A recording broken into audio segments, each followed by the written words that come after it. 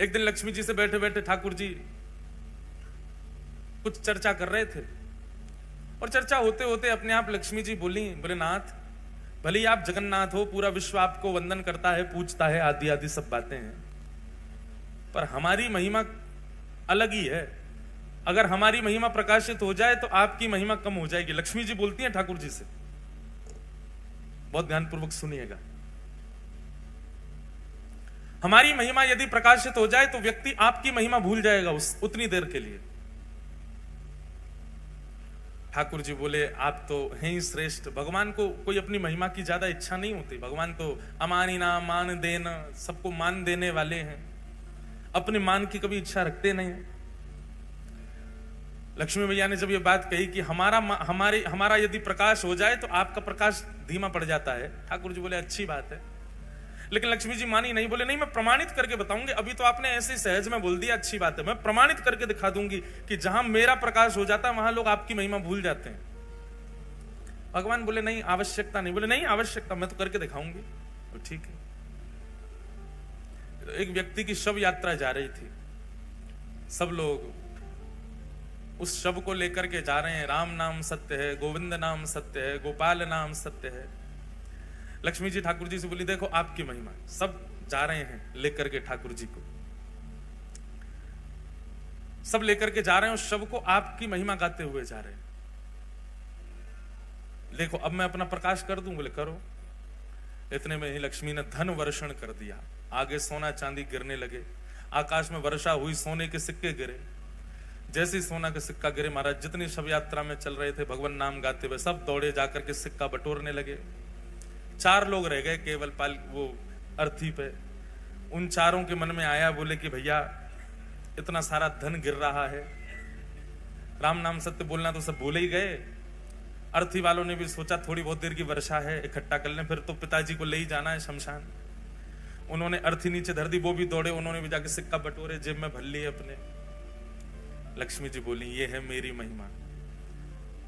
अंत काल में किसी को लेकर के जा रहे हैं, आपका नाम गाते हुए जा रहे हैं, लेकिन मेरी महिमा के आगे देखो, आपके नाम की महिमा भी फीकी पड़ गई।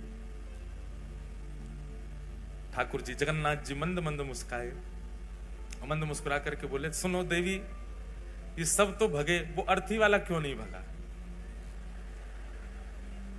जय हो पधारो। वो अर्थी वाला क्यों नहीं भगा? ये सब तो भागे हैं, वो एक व्यक्ति क्यों रह गया? महिमा है तो सब पे होनी चाहिए, आपकी सब पे बरसनी चाहिए। लक्ष्मी जी बोली, उसके अंदर प्राण नहीं है। बोले प्राण नहीं, उसके अंदर मैं नहीं। प्राण कौन है, आत्मा कौन है? बोले मेरा ही तो स्वरूप है। आपकी महिमा भले ही होगी, पर आपको पाने भी व्यक्ति तब जाएगा जब मैं चित्त में हूं। मैं ही नहीं रहूंगा तो वो आपके पास भी नहीं जा सकता। ये वास्तव में लक्ष्मी जी आपकी महिमा नहीं है। ये तो मैं अपनी पत्नी को जहां देखता हूं तो मेरे मन में भाव आ जाता है कि ओहो, ये बेचारी यहां पड़ी हैं, यहां रखी हैं, यहां व्यवस्थित हैं, इनको उठा लो। लेकिन जब मैं ही त्याग देता हूं तो फिर आपकी महिमा कैसे बढ़े? लक्ष्मी जी चरणों में गिर गए, कान पकड़े, बोले छोड़िए, हमको क्षमा कर दो।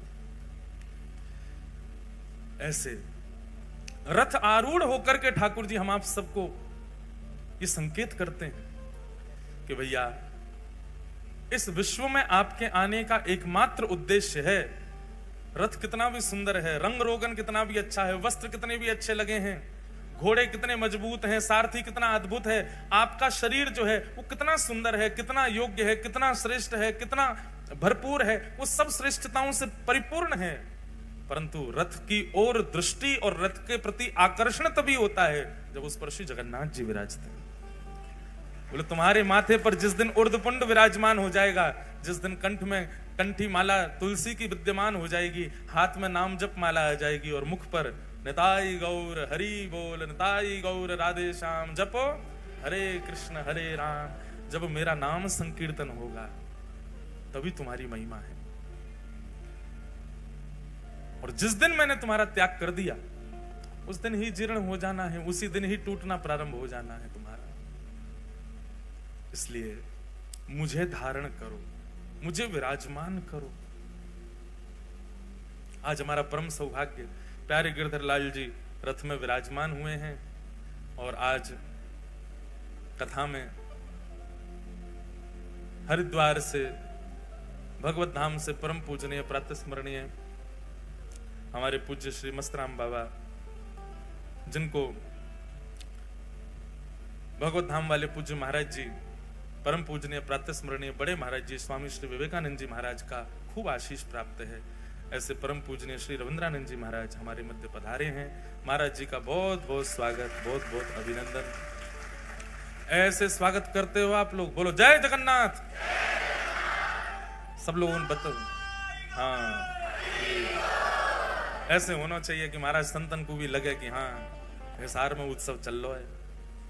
साथ ही हमारे श्री राधारमण गोस्वामी श्री मयंक जी महाराज तो विराज ही रहे हैं, साथ में रवीश जी भी विराज रहे हैं। आज हमारे मध्य में पूज्य श्री नवनीत जी महाराज भी पधारे हैं, नवनीत भैया पधारे हैं।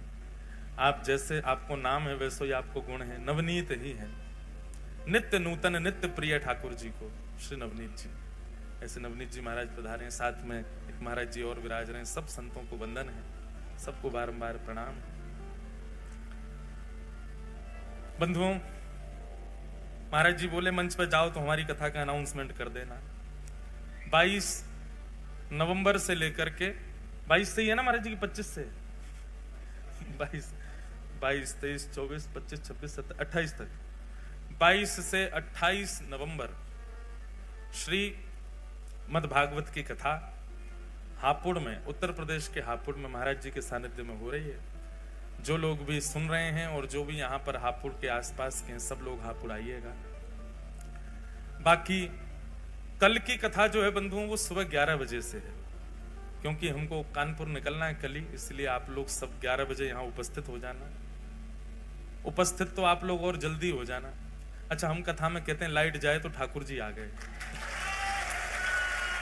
हाँ, जगन्नाथपुरी की बात है। जगन्नाथपुरी में कथा चल रही थी, तो जिस होटल में कथा थी उसके हॉल में वहां लाइट बहुत जा रही थी, क्योंकि रथ यात्रा का समय समीप था। लाइट कटती है जगन्नाथपुरी में बहुत, बार बार लाइट जाए तो सब श्रोता काले काले हो जाएं, अदृश्य हो जाएं। ना श्रोताओं को मैं दिखूं, ना श्रोताओं को, ना मुझे श्रोता दिखे। हम एक दिन गई लाइट तो सबरे बड़े निराश से हो गए, बोले लाइट क्यों जाती है। मैंने कि इस निराशा को खुशी में परिवर्तित करना है, ये तो रोज जा रही है। तो हमने क्या किया, जैसी लाइट जाती है हमने कि कालिया आ गया, कालिया आ गया, जगन्नाथ जी आ गए, जगन्नाथ जी, सबके ऊपर जगन्नाथ। देखो आप लोग रंग बिरंगे दिख रहे हो, क्यों? क्योंकि प्रकाश है। जैसे प्रकाश चला जाए तो आप सब एक ही रंग में आ जाओगे, और वो क्या है, श्याम, श्याम वर्ण के हो जाओगे सब। इसका मतलब क्या, ठाकुर जी आ गए। तो कथा में ठाकुर जी आवे तो ठाकुर जी का भाई इतनी बल है, इतना योग्य है ठाकुर जी, इतनी शक्ति है उनमें कि बिजली कहां रुक पाएगी। पिक्चरों में दिखाते हैं भूत आते हैं तो टिमटिमाती है लाइट, ठाकुर जी आते हैं तो टिमटिमाती है लाइट, तो सब चला जाएगा। तो जगन्नाथ जी आ गए। मधुर चरित्र श्री जगन्नाथ जी का हम लोग सुन ही रहे हैं। कल हमने इंद्रद्युम्न राजा पर कृपा करके भगवान श्री जगन्नाथ प्रकट भये और अपने पूर्व के स्वरूप को ही श्री लीलाचल धाम में विराजमान किया। सब लीला चरित्र हम लोग कल सुन ही रहे थे। गोस्वामी तुलसीदास जी ने भगवान श्री जगन्नाथ जी का दर्शन किया। श्री जगन्नाथ जी के 4 द्वार हैं, उत्तर द्वार, दक्षिण द्वार, पश्चिम द्वार और पूर्व द्वार। इन द्वारों के भी अपने अपने महत्व हैं। पूर्व द्वार जो है उसको सिंह द्वार कहते हैं, जो कि धर्म का स्वरूप है। वहीं से ही प्रवेश होता है मंदिर में, उसको सिंह द्वार कहते हैं और वो धर्म स्वरूप माना जाता है। आपने देखा होगा कि सिंह, जो लोग गए जगन्नाथपुरी, सिंह द्वार से जब मंदिर में प्रवेश करते हैं तो सिंह द्वार में श्री पतित पावन भगवान विराज रहे हैं। जैसे ही आप भीतर प्रवेश करोगे, द्वार में प्रवेश करते ही इधर मतलब ऐसे जाओगे तो आपके दाहिनी ओर भगवान जगन्नाथ जी का एक स्वरूप होगा, छोटा सा। वो साक्षात जगन्नाथ जी, उनका नाम है पतित पावन भगवान। क्या नाम है? पतित पावन। उनके वहां विराजने के कई कारण हैं। मुख्य कारण तो यह है कि जगन्नाथ भगवान इतने दयालु हैं, इतने कृपालु ठाकुर जी हैं। उनको लगता है कि भाई भीतर आने में, मेरे दर्शन करने में बहुत समय लगता है, इतनी भीड़ होती है। और कोई व्यक्ति, कोई भक्त यदि अपने कार्य में व्यस्त है और वो जल्दीबाजी में मेरा दर्शन नहीं कर पा रहा है, तो उसके लिए ठाकुर जी द्वार पे ही बैठे, वहीं से देख के चला जाए। पतित पावन भगवान के दर्शन का फल साक्षात जगन्नाथ जी के दर्शन का फल है। अगर कोई व्यक्ति, बहुत ध्यान से सुनिएगा, सिंह द्वार से यदि प्रवेश करता है जगन्नाथ मंदिर में और पहले पतित पावन भगवान को देखता है, फिर भीतर जाके महाप्रभु जगन्नाथ जी को देखता है, तो उसके पुण्यों में गिनती 1 नहीं 2 होती है। कितने दर्शन किए? बोले 2 दर्शन किए। पहले पतित पावन भगवान के हो गए, फिर भीतर महाप्रभु जी के हो गए। तो मुख्य कारण तो यही है उनका मुख्य द्वार पर विराजमान होने का। अब जगन्नाथपुरी में आपको पता है, उड़ीसा एकमात्र ऐसा प्रांत है जहां पर केवल एक ही देव पूजे जाते हैं, जगन्नाथ। बाकी सारे प्रांतों में खूब सारे देवता हैं, उड़ीसा में केवल एक ही ठाकुर जी हैं, जगन्नाथ। वहां पर लिंगराज भगवान का भी मंदिर है, वहां पर देवियों का भी मंदिर है, पर हर मंदिर में आपको श्री जगन्नाथ जी मिल जाएंगे। कहीं चले जाओ, पूरे उड़ीसा में एकमात्र ऐसा प्रांत है पूरे भारत में जहां पर जगन्नाथ जी ही देव हैं और कोई देव नहीं। हरियाणा में आपके हिसार में ही होंगे 5-6 भगवान, आसपास में तो है ही है। हरियाणा में इतने सारे भगवान, कोई देवता की निंदा नहीं। भारत में इतने सारे देवों के मंदिर हैं, पर उड़ीसा में महाप्रभु जगन्नाथ। वहां पर विवाह होता है ना, हमारे यहां विवाह में अच्छी कैटरिंग वाले मंगाए जाते हैं, अच्छे भोजन बनाने वाले बुलाए जाते हैं, पर श्री जगन्नाथपुरी में सबसे बड़ा जो ब्याह होगा उसमें महाप्रसाद आता है। महाप्रसाद ही पाते हैं सारे, बाराती हो, घराती हो, और महाप्रसाद का नियम है वो टेबल पर नहीं पाया जाएगा, उसको आसन पर बैठ के नहीं पा सकते। मतलब चाहे जितने लाख का तुम सूट पहन के आए हो, ब्याह में महाप्रसाद ही पाना, और महाप्रसाद नीचे बैठ के ही पाना है, उसी को पाकर के सब लोग आनंदित होते हैं। तो जगन्नाथपुरी में विवाह तब तक संपन्न नहीं होता जैसे बड़े बूढ़ों का ब्याह होना चाहिए, बड़े बूढ़ों का आशीर्वाद मिले तब ब्याह संपन्न। ऐसे जगन्नाथपुरी में वर और वधू जो है, वो जब तक श्री जगन्नाथ प्रभु को देख ना लें तब तक उनका विवाह संपन्न नहीं होता। अब विवाह बहुत बड़े ऊंचे स्केल पे हो रहे हैं, बहुत व्यस्तता हो जाती है, भागदौड़ बहुत होती है, तो बेचारे दोनों वर वधू बाहर से पतित पावन भगवान को देख के वहीं माला पहना देते हैं। दूसरा पतित पावन भगवान के बाहर विराजने का स्वरूप यह है कि जब म्लेच्छों ने भारत में आक्रमण किया और मंदिर ध्वस्त करने लगे, तो नियम बना दिए मंदिरों में कि भाई जो वैष्णव नहीं है, जो हिंदू नहीं है, उनको मंदिर में प्रवेश नहीं करने दिया जाएगा। और इसका कट्टर नियम तो श्री जगन्नाथपुरी में ही हो गया, वहां पर हिंदुओं को ही प्रवेश रहता है। लेकिन महाप्रभु श्री जगन्नाथ जी के तो अनेक विदेशी भक्त भी हैं, अनेक ऐसे भक्त हैं जो म्लेच्छ भी हैं। सालबेग वही म्लेच्छ था। और जब से श्री चैतन्य महाप्रभु और गौड़िया वैष्णव परंपरा, इनका तो 2 ही इनके प्रमुख स्थान है, या तो वृंदावन या फिर जगन्नाथपुरी। तो गौड़िया वैष्णव परंपरा में तो अंग्र देश के बहुत लोग हो गए, जगन्नाथ भगवान को सर्वस्व मानते हैं। उनके लिए महाप्रभु श्री जगन्नाथ जी पतित पावन रूप में बाहर ही बैठ गए, यही दर्शन कर लो हमारा। ऐसा शास्त्रों में वर्णन है, ऐसा जगन्नाथ जी की महिमा में भी लिखा है कि यदि कोई व्यक्ति पतित पावन भगवान का दर्शन किए बिना जगन्नाथ जी का दर्शन कर ले तो उसके पुण्य में 0 दर्शन काउंट होता है, दर्शन हुआ ही नहीं है उसको। लेकिन पतित पावन भगवान का दर्शन करके महाप्रभु को देखे तब उसके परिपूर्ण दर्शन माने जाते हैं। तो सिंह द्वार ये पूर्व द्वार है, इसी को धर्म द्वार कहा जाता है। दूसरा पश्चिम द्वार, इसको व्याघ्र द्वार कहा जाता है। इस द्वार से प्रवेश करने से कामनाओं की पूर्ति होती है, क्योंकि ये काम द्वार है। यदि किसी व्यक्ति की कोई कामना है तो वो पश्चिम द्वार से श्री जगन्नाथ जी का दर्शन करने के लिए जाए। जितने दिन जगन्नाथपुरी में है, जितनी बार प्रवेश करे पश्चिम द्वार से करे, तो उसकी जो भी कामना होगी महाप्रभु जगन्नाथ पूरी कर देते। काम द्वार। तीसरा है उत्तर द्वार, इसको कहते हैं हाथी द्वार, और इसका अर्थ क्या है? बोले मोक्ष द्वार। इस द्वार से प्रवेश करना और दर्शन करके निकलने से ये मोक्ष द्वार है, इससे मुक्ति की प्राप्ति होती है। और दक्षिण द्वार अश्व द्वार है। अश्व द्वार, इस द्वार से प्रवेश करके दर्शन करने जो व्यक्ति जाता है उस अर्थ की प्राप्ति होती है, धन मिलता है।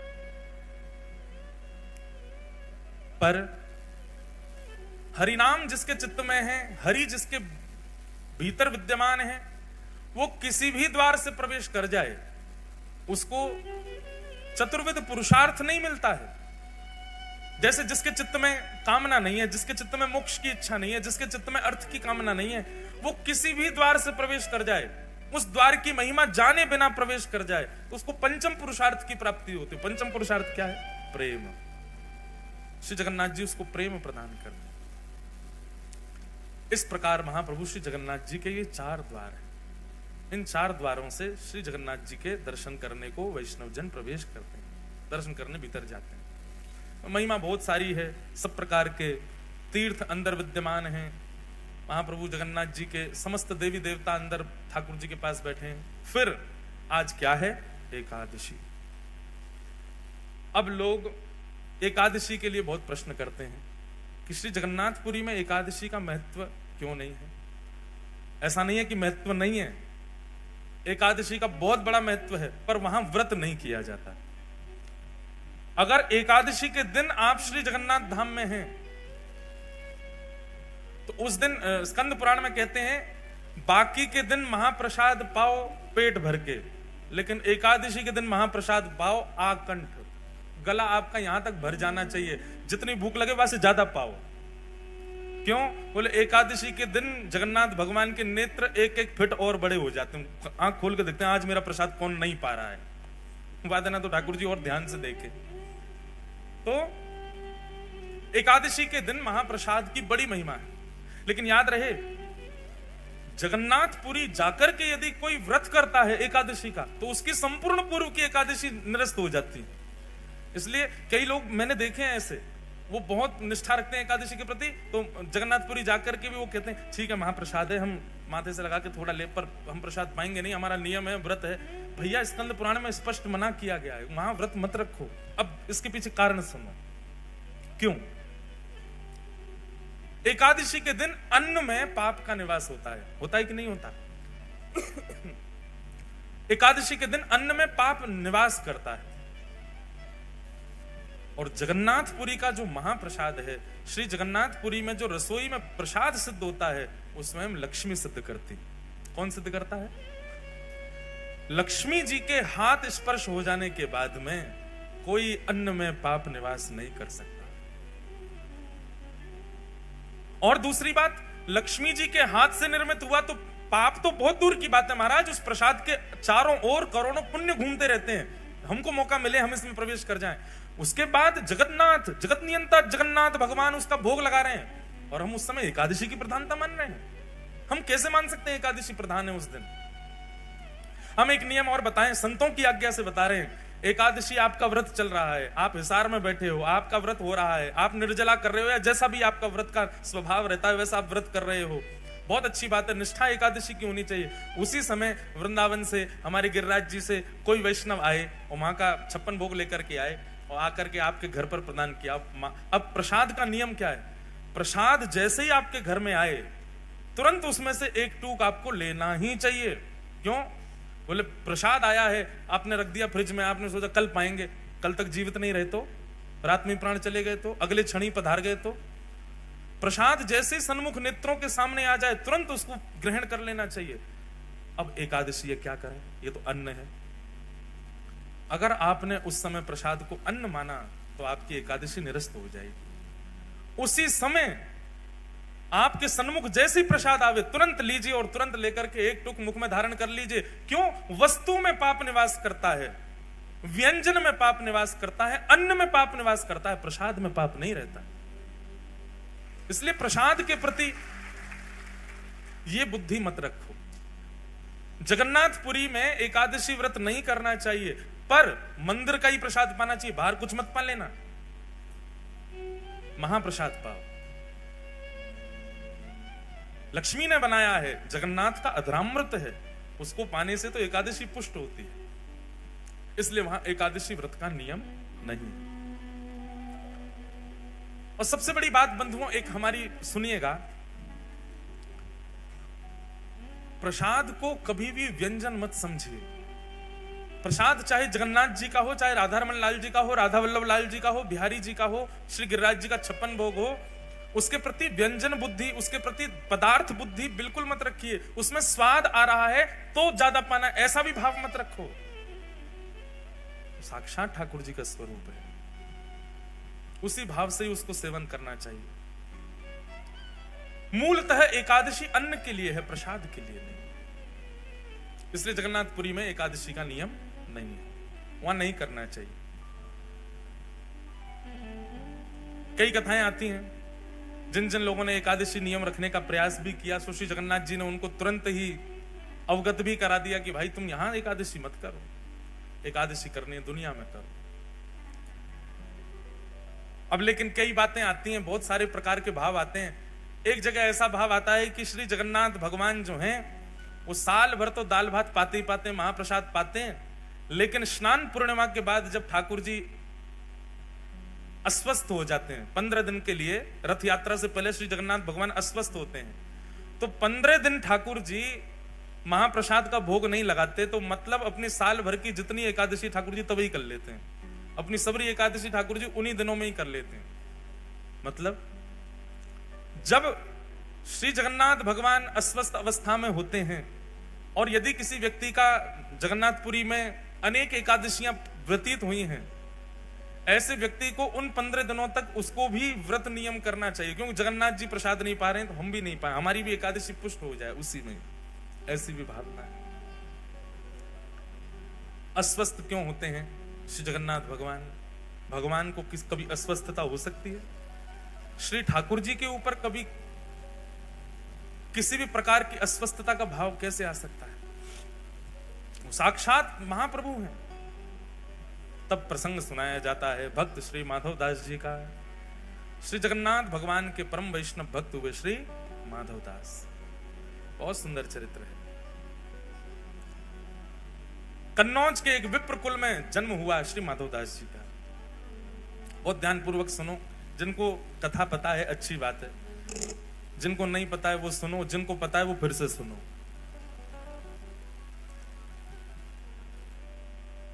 मार्ग दे दो भैया, माताएं बहनें जा रही हैं, सब लोग इधर देखो, कथा सुनो।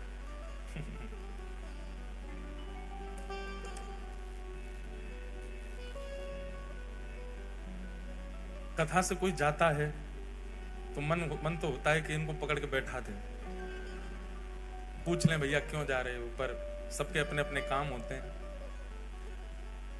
लेकिन फिर मन में बात आती है कि भाई 7 दिन की कथा हो तो ठीक भी लगे, 4 ही दिन को आए फिर भी जा रहे हो, अब तो बैठ जाओ, अब मत उठना कोई। हाँ, अब जो उठ गए वो चले जाओ, जो नहीं उठे वो बैठे रहना। ध्यान से सुनो। श्री गिरधर लाल जी रथ में बैठे हैं आप लोगों के लिए, इसलिए भाव से कथा सुनो। बोलो गिरधर लाल प्यारे की। कन्नौज के विप्र कुल में जन्म हुआ किनका? माधवदास। श्री माधवदास जी का चरित्र आता है कि आप बड़े विद्वान थे, आपका विवाह हुआ और विवाह के उपरांत आपकी पत्नी ने एक पुत्र को जन्म दिया। बालक का जन्म होते ही किसी कारण से पत्नी की मृत्यु हो गई और पत्नी की मृत्यु होने पर पूरा घर बड़ा उदास, निराश, हताश हो गया। माधवदास जी ने संस्कार आदि किए और उसके बाद ऐसी विरक्ति आई माधवदास जी को। विरक्त तो पहले से ही घर वालों ने ब्याह करा दिया था, विरक्ति तो उनके चित्त में थी, परंतु पत्नी की मृत्यु से अब और ज्यादा उनकी विरक्ति जो है वो प्रगाढ़ हो गई। उन्होंने मन में विचार कर लिया कि अब सब तज हरि भज, सब छोड़ छाड़ के ठाकुर जी को भजेंगे। एक बात कहें बंधुओं, माधवदास जी के चरित्र में नहीं कह रहा हूं, अपने विषय में, हम आप सब लोगों के विषय में कह रहा हूं कि हम प्रतीक्षा क्यों करते हैं कि जब कुछ घटना घटे तो ही हम ठाकुर जी के शरणागत हों। प्रतीक्षा मत करो घटना की। वास्तव में कोई घटना होने के बाद, ठोकर लगने के बाद या फिर किसी प्रकार की स्थिति आने के बाद जब हम भगवत सन्मुख होते हैं, ठाकुर जी को अच्छा तो लगता है पर उतना प्रिय नहीं लगता। लेकिन कोई व्यक्ति सर्व व्यवस्था होने के बाद भी, सब कुछ सुमंगल होने के बाद भी ठाकुर जी को शरणागत हो जाता है, तब ठाकुर जी को बहुत प्रिय लगता है। तब लगता है ठाकुर जी को हाँ, ये प्रेम मेरे लिए वास्तविक है। कोई व्यक्ति आपसे प्रेम इसलिए कर रहा है क्योंकि उसका मन नहीं लग रहा। कोई व्यक्ति आपसे प्रेम इसलिए कर रहा है क्योंकि उसके प्रेम के पीछे एक कारण विद्यमान है, एक कारण है जिसके कारण वो आपसे ब्याह कर रहा है। जैसे कि विवाह संबंधों में भी अगर कन्या ने आपसे विवाह किसी कारण से किया, चाहे आपके धन के लिए किया, चाहे आपकी संपत्ति के लिए किया, चाहे किसी और कारणों से किया, तो कारणों से हुआ संबंध आपको पता लगने पर इतनी प्रसन्नता नहीं होती, क्षोभ होता है चित्त में। ऐसे ही ठाकुर जी जब अपने शरणागत को देखते हैं तो शरणागत को देख करके ठाकुर जी तुरंत नेत्र बंद करके विचार करते हैं कारण क्या है इसकी शरणागति का। और जब कारण ठाकुर जी को पता चलता है, ओहो जीवन में दुविधा है, सब जगह ठोकर खा खा के बेचारा परेशान हो गया है, सब जगह विश्वास करके देख लिया लेकिन फिर भी इसको अविश्वास मिला है, सब जगह से ऐसा ऐसा हो करके अंत में मेरे शरण में आया, तो ठाकुर जी मुस्कुराते तो हैं पर प्रसन्न नहीं होते। लेकिन कोई व्यक्ति बिना किसी कारण के ठाकुर जी के सन्मुख चला जाए, बिना किसी कारण के ठाकुर जी का हो जाए, वो अति प्रिय होता है। अकारण प्रेम करो, अहेतुकी भक्ति करो ठाकुर जी की, किसी घटना की प्रतीक्षा मत करो कि वो हो तो ही हम ठाकुर जी के सन्मुख जाएं। अब घट गई है, उसके बाद आ चुके तो अब बुरा नहीं मानो, अब उनके लिए माधवदास जी की कथा सुनो।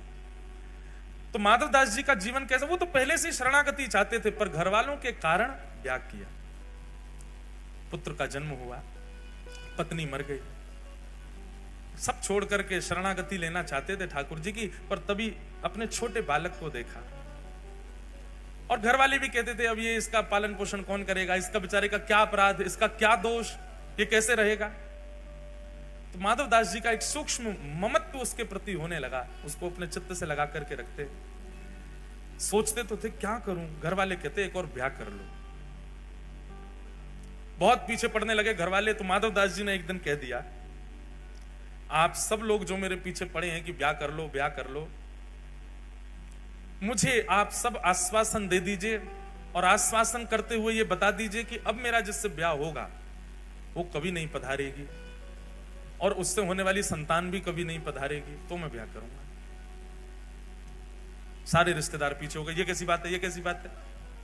बोले नहीं, आप कह दो कि वो नहीं मरेगी तो मैं ब्याह कर लूंगा। कोई भी इस बात पर लिखने को राजी नहीं हुआ। माधवदास जी बोले तो फिर मैं ब्याह नहीं करूंगा। रही बात इस बालक की, तो मैं इसका पोषण करूंगा। माधवदास जी उस बालक को लिए घूमते रहते। एक दिन एक बगीचा में आप बैठे थे, बालक गोद में था, मन में सोच रहे थे कि और कोई उपाय नहीं है क्या ब्याह के अलावा इस बालक के पोषण का, जिससे मैं शरणागति ग्रहण कर लूं। ये चिंतन उनका चलता ही रहता था। तभी आपने क्या देखा, सामने वृक्ष पर एक घोंसला है, उस घोंसले में से एक चिड़िया का एक अंडा छोटा सा जोर से हवा चलने पर नीचे गिरा। और जैसे ही वो नीचे गिरा, माधवदास जी उसको देख रहे थे। माधवदास जी उठ करके उसको बचाना चाहते थे, पर तभी क्या देखा, नीचे सूखे पत्तों का ढेर था और वो अंडा आकर के उस पर गिरा और बच गया। कोई उसकी दुविधा नहीं हुई। थोड़ी धमक लगने पर अंडा फूट गया, उसमें से बालक बाहर आ गया। वहीं के कीड़े मकोड़े जो थे उनको चुग करके पाने लगा।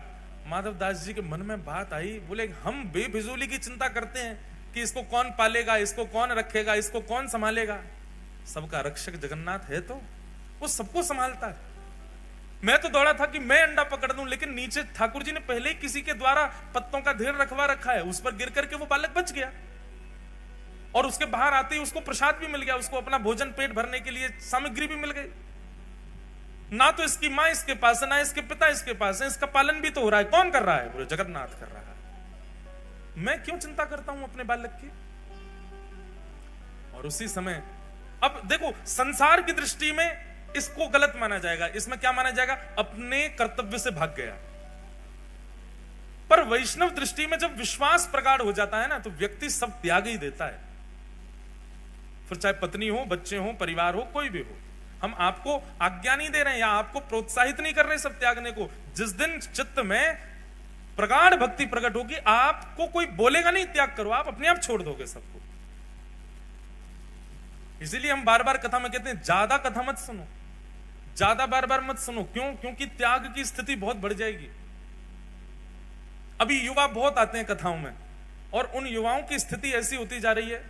जलंधर में अभी हाल देखते आप, वहां बालक ऐसे हो गए कि वो अब संगे ही भगने को तैयार हैं। जहां कथा हो वहीं चल देंगे, जहां आप जाओगे वहीं चल देंगे।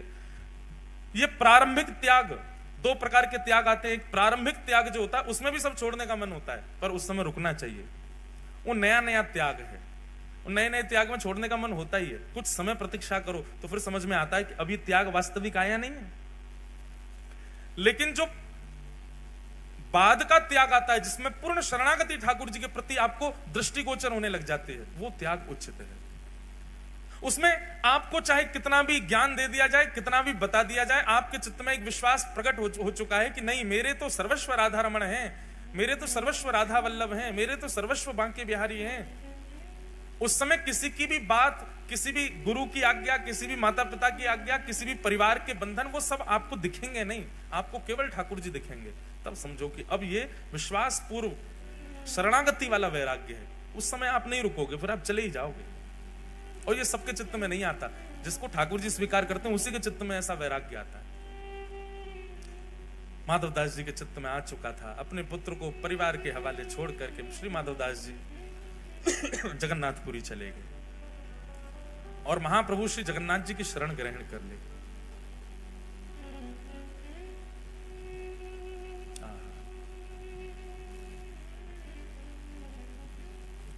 गिरधर ही गुणगान मेरे तो गिरधर ही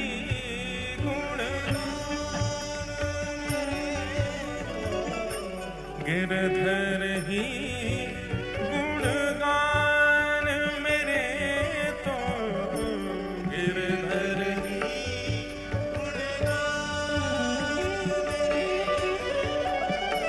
गिरधर ही गुणगान मेरे तो गिरधर ही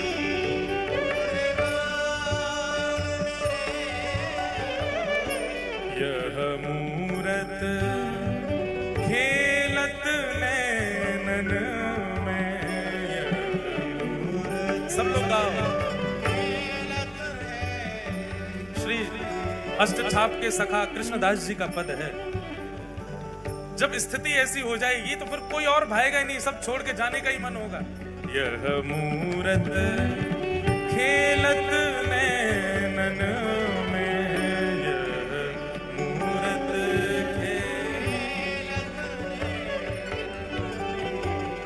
यही हृदय में ध्यान मेरे तो यही हृदय में ध्यान गिरधर ही गुणगान मेरे तो गिरधर ही। श्री जगन्नाथ महाप्रभु की। माधवदास जी की स्थिति हो चुकी है ऐसी।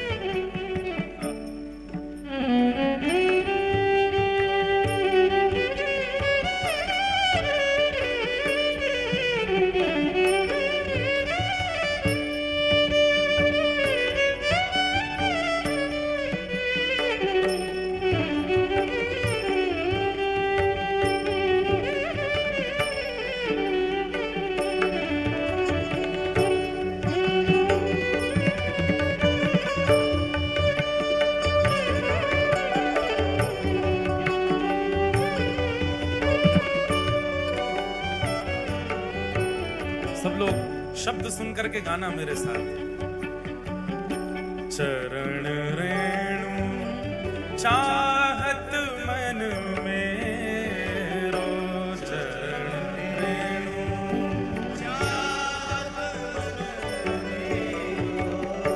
चरण रेणु चाहत मन मेरो, चरण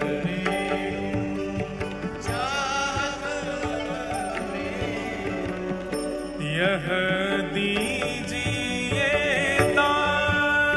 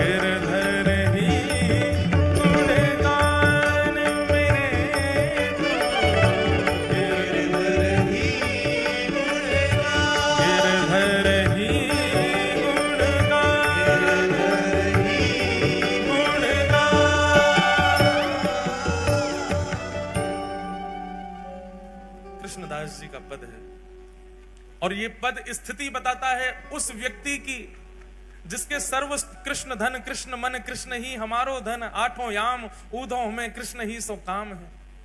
जिसकी स्थिति सर्वस्व श्री कृष्ण बन चुके हैं वो ऐसा ही हो जाता है। भैया एक बात हमारी सुनो, अपने ठाकुरों को, आप सबके घर में ठाकुर जी हैं, श्रृंगार एक बार को कम धारण करा तो चलेगो, भोग एक बार को सामान्य लगा तो चलेगो, पर ये रसिक जनों की वाणी जरूर सुनाओ, अपने ठाकुर के आगे बैठ के गाया कर। मैं कथाओं में कहता हूं बार बार, इन पदों को सुनकर के ठाकुर जी प्रकट हो जाते थे, और सामने खड़े खड़े कृष्णदास गा रहे हैं और ठुमक ठुमक करके श्रीनाथ जी नृत्य कर रहे हैं, सूरदास जी गा रहे हैं, ठाकुर जी थोड़ी पे हाथ धर के सामने बैठ के सुनते थे, कुंभन दास जी गा रहे हैं, ठाकुर जी लपक के गोद में कूद पड़ते, हितरवंश महाप्रभु गा रहे हैं, श्री ठाकुर जी लीला कर रहे हैं, स्वामी श्री हरदास जी गा रहे हैं और ठाकुर जी सामने बैठ के वंशी बजा रहे हैं। हमारे संग करते हैं हमारे ठाकुर जी ऐसा। इसलिए रसिक जनों के पद जरूर सुनाया करो। और लोग पूछते कहां मिलेंगे, ढूंढो, कुछ तो करो, मेहनत करो, परिश्रम करके लाओ, अष्ट सखाओं के पद लाओ, स्वामी श्री हरदास जी के पद लाओ, हितरवंश महाप्रभु सेवक जी महाराज आदि के सबके पद लाओ, इन पदों को सुनाओ, जयदेव महाप्रभु का गीत गोविंद सुनाओ। माधवदास जी जगन्नाथपुरी आ गए। माधवदास जी का एक नियम था, बहुत ध्यानपूर्वक सुनना। माधवदास जी जब जगन्नाथपुरी गए तो 3 दिन तक महाप्रभु जगन्नाथ जी को उन्होंने दर्शन नहीं किया। जगन्नाथपुरी पहुंचे, पहुंचते ही जगन्नाथ जी का श्री मंदिर देख करके रोने लगे और रोते रोते समुद्र के किनारे बैठ गए और जाकर के अपने आप को कोसते हुए रुदन करने लगे। किसी ने पूछा माधवदास जी ने दर्शन क्यों नहीं किया? बोले माधवदास जी अपने मन में विचार कर रहे हैं, मैं 21 वर्ष का हो गया, अपने 21 वर्ष मैंने विषय भोग में व्यतीत कर दिए, जगन्नाथ जी की शरण में पहले क्यों नहीं आया? इस उदासी से बैठे हैं जगन्नाथ वहां समुद्र के तट पर जाके, और अपने आप को दंड दे रहे हैं, ना कुछ पा रहे हैं, ना कुछ पी रहे हैं, ना कुछ पा रहे हैं, बस एक निष्ठ होकर रुदन करते जा रहे हैं और बार बार स्वयं को कोस रहे हैं, मैंने 21 वर्ष निकाल दिए। अरे तो भाई किसी ने कहा माधवदास जी को प्रसन्न हो जाना चाहिए, अब तो आ गए शरण में। बोले अब जीवन का कोई पता है क्या? मेरे जीवन के केवल इतने ही दिन हो, 21 वर्ष 6 दिन की मेरी आयु हो, तो इसका मतलब अब शेष 3 ही दिन रह पाऊंगा मैं ठाकुर जी की शरण में, 21 वर्ष तो मैंने विषय भोग में निकाल दिए। इस बात से परेशान होकर रोने लगे। अच्छा, माधवदास जी ने कोई 3 दिन का नियम नहीं लिया था, माधवदास जी तो मृत्यु पर्यंत अनशन पर बैठ गए समुद्र के तट पर जाके कि मैंने अपना जीवन व्यर्थ कर दिया, ठाकुर जी की शरण में पहले नहीं आया। 3 दिन बाद महाप्रभु जगन्नाथ जी ब्रह्म वेदी पर बैठे हैं, महाप्रसाद सामने रखा है, लक्ष्मी मैया हाथ जोड़ करके खड़ी हैं, ठाकुर जी से कह रही हैं नाथ भोग आरोग हो। जगन्नाथ प्रभु कह रहे हैं देवी इच्छा नहीं हो रही। क्यों? आप तो जगन्नाथ हो, आप तो प्रसाद देखते ही महाराज हाथ लंबे कर लेते हो, दूर दूर से पानी लग जाते हो, और आज आपको इच्छा नहीं हो रही, क्या बात है? महाप्रभु जी कहते हैं एक मेरा भक्त सब छोड़ के आ गया, सब त्याग करके आया, त्याग करके मेरे शरण में आया है, लेकिन इस बात की ग्लानि में बैठा है कि इतने वर्ष मैंने क्यों संसार में विषय भोग भोगे, और वो भूखा प्यासा 3 दिन से पुरी में समुद्र के तट पर बैठा है। मुझे उसकी याद आ रही है, मुझे भूख नहीं लग रही है, तुम कुछ करो, उसके पास प्रसाद भिजवाओ, वो पाएगा तब मैं प्रसन्न होऊंगा। लक्ष्मी जी ने स्वर्ण के थाल में महाप्रसाद को, जबकि थाल में कभी महाप्रसाद नहीं पाया जाता, थाल में प्रसाद केवल ठाकुर जी पा सकते हैं जगन्नाथपुरी में, बाकी सबको तो पत्रों में पाना पड़ता है, मट्टी के बर्तन में पाना पड़ता है, थाल में कोई प्रसाद नहीं पाता। लेकिन सन्मुख का थाल जिसमें महाप्रभु जगन्नाथ भोग लगाते हैं, वही थाल जगन्नाथ जी के अधुरामृत से युक्त थाल एक बालक का रूप धारण करके माधवदास जी के पास ले जाया गया, और माधवदास जी के पास रख करके कहा, बोले कि आप ही माधवदास हैं? स्वर सुनकर के बोले हाँ जी मैं ही हूं।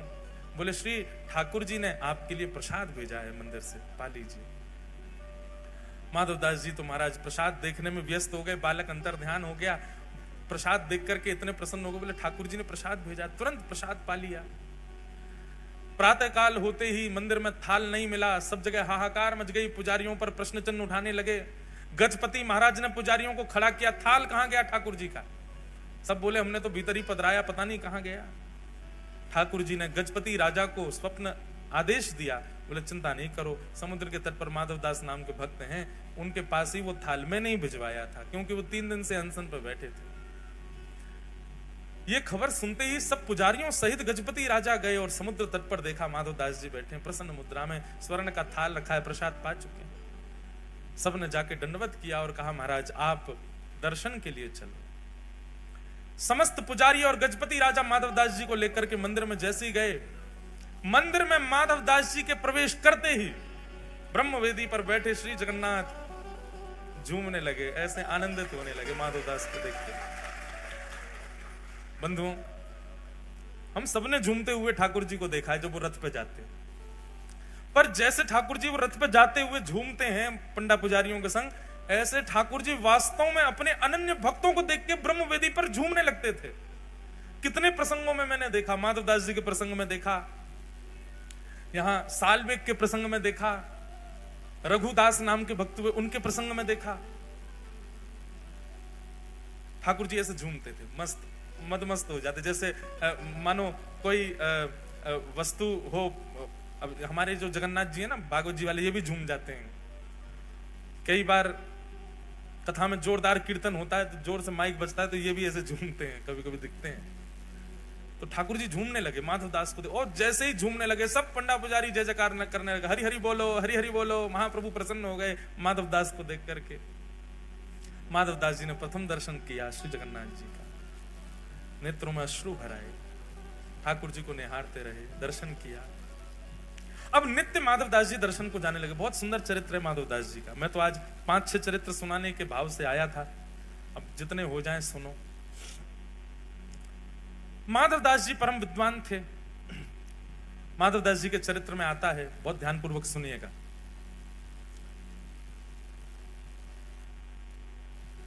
एक परम विद्वान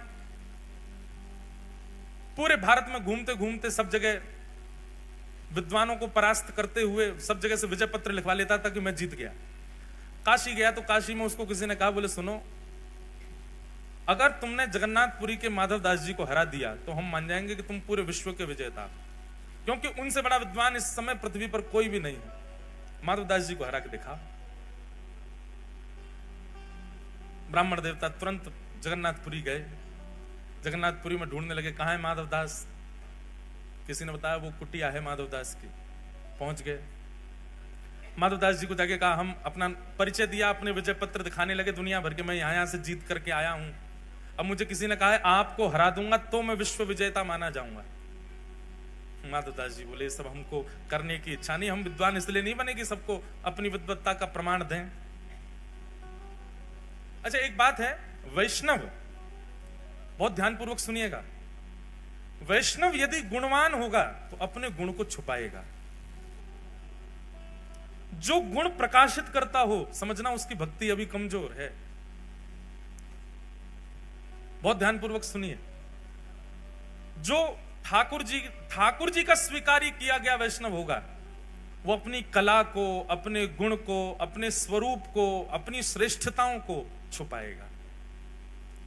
ये तो संसारी व्यक्ति का लक्षण होता है कि बात बात पर दिखाना कि मुझ पर धन कितना, बात बात पर बताना कि मुझ में गुण कितने, बात बात पर प्रकाशित करना कि मुझ में कलाएं कितनी। ये भक्त का स्वरूप थोड़ी होता है। भक्त तो गोपनीय रखता है अपने स्वभाव, स्वरूप और अपनी योग्यताओं को। इसलिए हमारी प्रार्थना विशेष रूप से उन लोगों से जो उर्धपुंड धारण करते हैं और गले में कंठी पहनते हैं, आप वैष्णव चिन्ह अंकित हो गए हो, अब तो गोपनीय हो जाओ। क्योंकि आप जब मुझसे कक्ष में मिलने आओगे तो नहीं कहूंगा, मैं ये बात मंच से ही कह सकता हूं कि आपको अपना गुण नहीं बताना चाहिए, अपना स्वरूप प्रकाशित मत करो कि आप कितने योग्य हो। वैष्णव का इस स्वरूप नहीं होता। वृंदावन में एक संत रहते थे, बहुत ध्यानपूर्वक सुनना। उन संत की महिमा इतनी थी कि महाराज चित्रकूट तक उनका प्रकाश हो गया। चित्रकूट के एक संत ने सुना कि वृंदावन में एक बड़े अच्छे संत हैं, वो ऐसे हैं, ऐसे हैं, ऐसे हैं, सब उनका भाव सुना।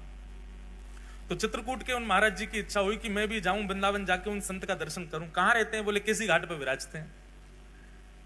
तो चित्रकूट के महाराज जी वृंदावन आए। बहुत ध्यानपूर्वक सुनो सब लोग, इधर देखो वैष्णव कैसा होता है। फोन तो थे नहीं कि उस पर फोटो मंगा लिया हो कि संत का फोटो भेज दो या उनकी वीडियो भेज दो, कुछ था नहीं। पहुंच गए वृंदावन। अब पूछते पूछते जा रहे हैं, ये फलाने संत कहाँ रहते हैं? बोले वहां चले जाओ, परिक्रमा मार्ग में केसी घाट पर रहते हैं। केसी घाट के समीप पहुंचे ही थे चित्रकूट वाले महाराज जी। उन्होंने जाकर के फिर पूछा किसी से, बोले भैया ये अमुक नाम के संत कहाँ हैं, मुझे उनके दर्शन करने। तो जिस व्यक्ति से पूछा वो बोले अच्छा उनके दर्शन करने हैं क्या? बोले हाँ, मैं भी अभी जा रहा हूं उन्हीं के दर्शन करने के लिए, आप मेरे संगी चल देना। बोले हाँ भैया ये बढ़िया है, बार बार कहां ढूंढेंगे, आपसे ही पूछ लेंगे। अभी आप एक काम कीजिए, मैंने प्रसाद बनाया है ठाकुर जी का, आप पा लीजिए। कहां से आए आप? बोले चित्रकूट से आए भैया। बोले ओहो चित्रकूट से आए, हमारे ठाकुर जी का प्रसाद पा लो। बैठा दिया, बैठा के उनको प्रसाद पवाया। प्रसाद पवाने के बाद बोले भैया आप चलो महाराज जी के हमको दर्शन करा दो।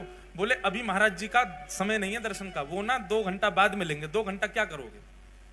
बोले क्या करें? बोले प्रसाद पाया, थोड़ी देर पौड़ लो, सो जाओ हमारे पास। आसन बिछा दिया, बढ़िया सुंदर चद्दर। अरे हमको नींद नहीं है। नहीं नहीं सो जाइए ना, आप इतनी दूर चित्रकूट से आए हैं। उन नहीं माने तो जबरदस्ती उनको सुला दिया। बोले लेटो आप। हाथ पांव दबाने लगे, पैर पकड़ के मसलने लगे, हाथ दबाने लगे, पैरन में घी लगाने लगे। अरे भैया काय को इतनी सेवा कर रहे हो, हम जिस काम के लिए आए वो आप करने नहीं दे रहे। उन महाराज जी से हमको मिलना, उनसे मिलवा दो। अभी ले चलूंगा, थोड़ी देर हमको सेवा करने दो ना, मैं भी जाऊंगा वहां पे, आपको ले चलूंगा।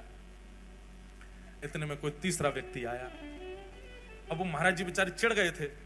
बोले भैया हम आए थे अमुक नाम के संत हैं उनका दर्शन करने, और जब बाबा ने हमको पकड़ लिया यहीं पर, हमको पहले भोजन करा दिया, अब हमारे हाथ पांव दबा रहे हैं, जबरदस्ती पैर मसल रहे हैं हमारे। इनसे बोलो हमको छोड़े, हमको उनके दर्शन करने। वो तीसरा व्यक्ति जो आया वो प्रणाम करके बोला आपके जो चरण दबा रहे हैं ये वही महाराज जी हैं जिनसे आप मिलने आए हो, ये वही संत हैं। चित्रकूट से आए हुए संत जो थे उनके नेत्र सजल हो गए। बोले मैंने जो सुना था ना, मुझे लगता था कि मैं देखूंगा तो उनका भाव अनुभव करने का प्रयास करूंगा, पर मुझे पता ही नहीं, मैं पिछले 2 घंटे से उन्हीं के भाव देख रहा था। यही है असली ये 2 प्रकार के वैष्णव, एक वो जिसने ठाकुर जी को पकड़ रखा है, और एक वो जाकू ठाकुर जी ने पकड़ रखा है। जिसने ठाकुर जी को पकड़ रखा है ना, वो हम सब हैं। हम में आडंबर भी है, हम में दंभ भी है, हम में प्रकाशन भी है, हम में सब कुछ है। पर ठाकुर जी जाकू पकड़ लेना, वो तो अत्यंत गौड़ हो जाता है, अत्यंत गोपनीय हो जाता है, अत्यंत सूक्ष्म हो जाता है, वो शांत हो जाता है। वो अपनी योग्यता जिससे संसार रीझे वो कार्य वो कर ही नहीं सकता। योग्यता बताने से 4 लोग रीझेंगे मुझसे, और वैष्णव को डर लगता है कि कहीं वो रीझ ना जाए मुझसे। मैं जिसको रिझाने के लिए बैठा हूं केवल वही रीझे। मीराबाई कहती हो बाला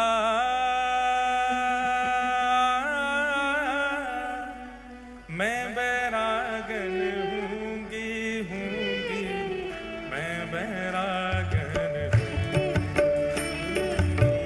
मैं बैरागन। क्यों? इस पूरे पद की जो विशेष लाइन है ना, जो विशेष बात है मीराबाई की। आप लोग कहोगे मीराबाई भी तो प्रकाशित कर रही है कि मैं बैरागन होंगी, सबको गा गा के क्यों बता रही है? उनका कहने का एक ही उद्देश्य है, जिससे सब रीझ है उसलिए नहीं। गाना मेरे साथ। जिन भेषा मारो सावर